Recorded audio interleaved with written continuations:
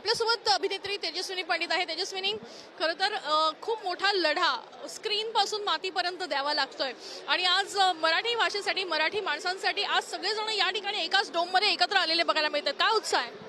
खूप उत्साह आहे. आता काय सांगू मी, मला असं वाटतं की महाराष्ट्रासाठी एवढी माणसं एकत्र येत आहेत आणि महाराष्ट्रासाठी दोन भावंड आपापसातले जे काही वाद विवाद असतील, मतभेद असतील, ते विसरून महाराष्ट्रासाठी आणि मराठीसाठी एकत्र येतात. याच्यापेक्षा मोठं काहीच असू शकतं. आता isakal.com आहे देशातील नंबर 1 ची मराठी न्यूज वेबसाईट. प्रत्येक अपडेटसाठी isakal.com ला नक्की भेट द्या.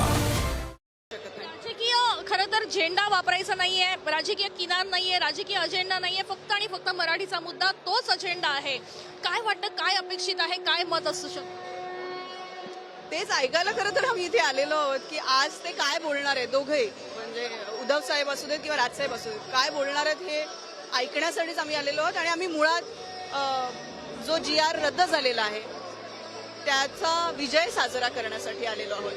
कायम म्हणत आले की सुशिक्षित आणि सुज्ञ लोकांमध्ये जो फरक आहे, सुशिक्षित अनेक असतात पण सुज्ञ कमी असतात. तर त्या सुज्ञ लोकांना नक्कीच कळेल की हा वाद कधीच मराठी विरुद्ध हिंदीचा नव्हता, हा वाद सक्तीचा होता. या सक्तीच्या वादामध्ये खरं तर आज महत्वाची म्हणजे आपण बघितलं की सक्तीच्या विरोधात उभे राहिलो, कलाकार मंडळी, साहित्यिक मंडळी सगळेच उभे राहिले आणि तो GR रद्द करावा लागला. पण तरी देखील समिती स्थापन केलेली आहे. आडमार्गानं कुठेतरी काही गोष्टी आणण्याचा प्रयत्न होतोय असं वाटतं मला. जोपर्यंत हे साहित्यिक, हे मराठीचे अभ्यासक, जोपर्यंत मराठीचा विचार करणारे राजकारणी, जोपर्यंत मराठी माणूस एकत्र आहे, तोपर्यंत कुठलीही समिती आखली तरी हे होऊ नाही शकणार. धन्यवाद. कॅमेरा पर्सन नितीन सवैरे, काणेकर, साम टीव्ही न्यूज, मुंबई. देश विदेशातील प्रत्येक घडामोडींचे लाईव्ह अपडेट मिळवण्यासाठी आता साम टीव्हीच्या सर्व सोशल मीडिया प्लॅटफॉर्मला लाईक, फॉलो आणि सबस्क्राईब करा. तसंच सर्व नोटिफिकेशनसाठी बेल आयकॉन प्रेस करायला विसरू नका.